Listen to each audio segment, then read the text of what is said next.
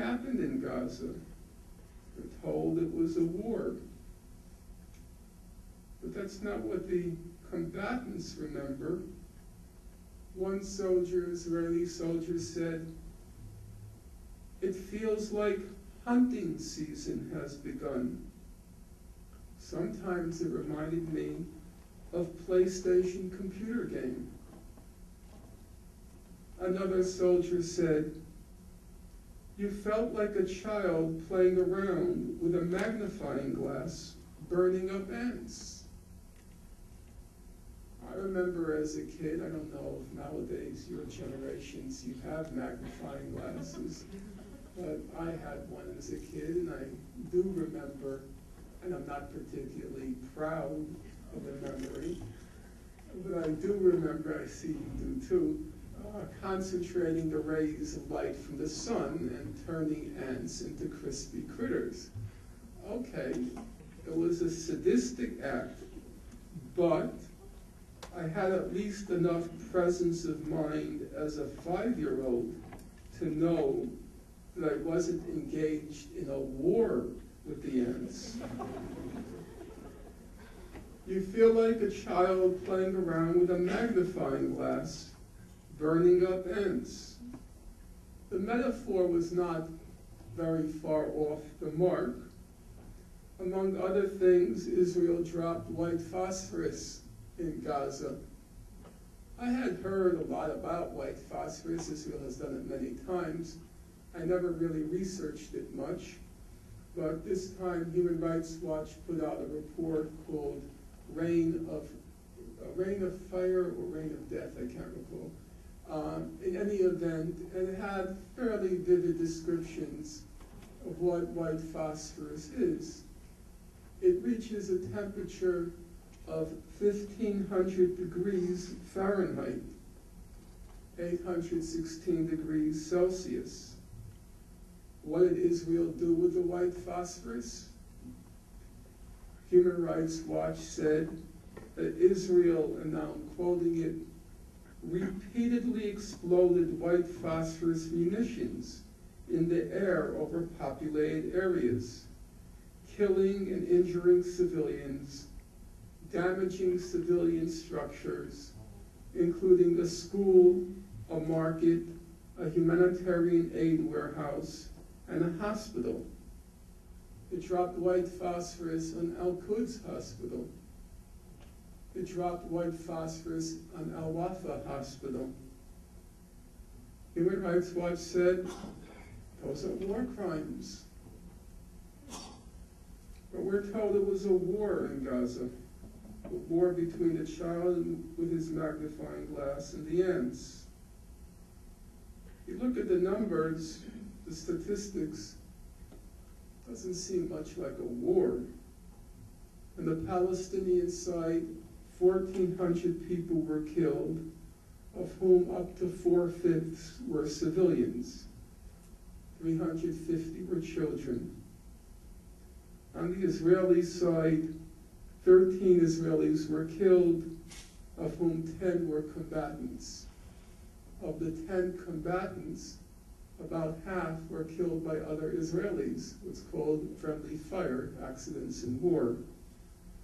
So roughly 1 Israeli was killed every 3.5 days in Gaza, which is probably lower than what happens in Watts or most inner city communities in the United States. The ratio was 100 to 1. 100 Palestinians were killed for every Israeli killed.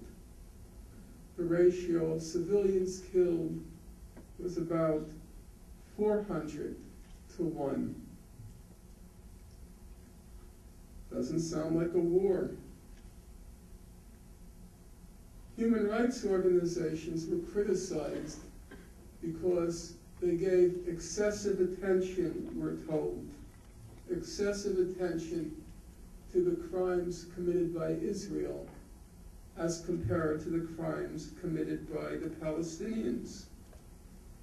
The Goldstone report devoted about 10 to 20% of its report to Hamas crimes. Human Rights Watch devoted about 40% to Hamas crimes. But if you look at the actual numbers, a much higher percentage of these reports were devoted to Hamas crimes than the actual percentages show. Deaths, it was about 100 to 1. Take another simple comparison. Homes destroyed. The estimate is about 6,000 Palestinian homes were destroyed during the Israeli attack. On the Israeli side, according to Amnesty International, one Israeli home was nearly destroyed. The ratio, 6,000 to 1. A lot was said about what happened in Gaza. So let's just take 2 or 3 of the typical claims that were made. In the course of what Israel called Operation Cast Lead, they damaged or destroyed 29 ambulances and almost half of Gaza's 122 health facilities, including 15 hospitals. We were told those nasty, demonic, fundamentalist, crazy, lunatic, Muslim, Islam, whatever, that they were using these ambulances to ferry around Hamas militants and Hamas weaponry. Every human rights organization investigated that claim, and every human rights organization came to the same conclusion. Namely, there is no evidence whatsoever that the ambulances in Gaza were being used to ferry around militants or weaponry.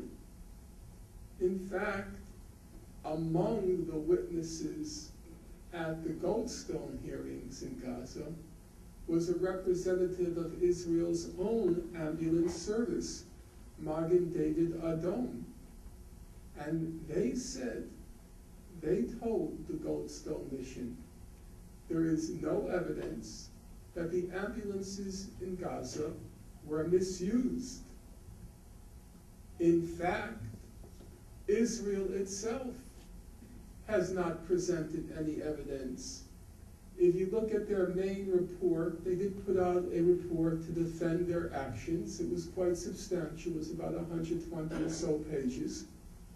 I was curious what they would have to say about the ambulances. And I turned to that chapter in the report. And the best they can come up with is they cited an article from the Sydney Morning Herald in Australia, which according to the reporter, one ambulance driver stated that Hamas militants attempted to hijack his ambulance, but failed. So even by Israel's own admission, not a single ambulance was misused in Gaza, yet Israel damaged or destroyed 29 ambulances. What about the hospitals? Israel claimed that Hamas militants were seeking or had sought refuge in the hospitals. Again, every human rights organization, I'll get to that in a moment, but there were many human rights investigations, looked into that allegation. Every human rights organization reached the same conclusion. There is no evidence that that Hamas sought refuge in the hospitals.